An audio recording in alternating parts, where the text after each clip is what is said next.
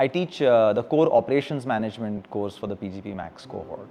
So the pedagogy for this course is a mixed one. There are topics which are best taught through case studies, and there are topics that are best taught through numerical examples analysis, and there are topics that are best taught through immersive experiential learning. So when we often say that ISB is a research-driven institution, the picture that emerges is you're going to discuss a lot of technical stuff and it's going to be very complicated, and who cares about a very narrow stream of research. I think that's not the way we want to bring research in the classroom, and we don't bring it that way.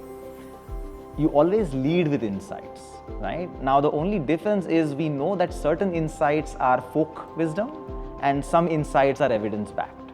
So we know on which horse we want to bet because of the research that we do. Now when some curious students come up and say, how do you know that happens, or how do you know that is true?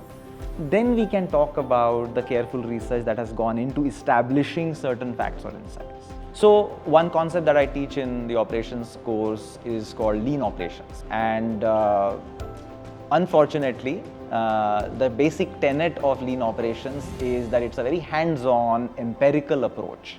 Now how do you do that in a classroom? Because you're not doing your work in a classroom by definition.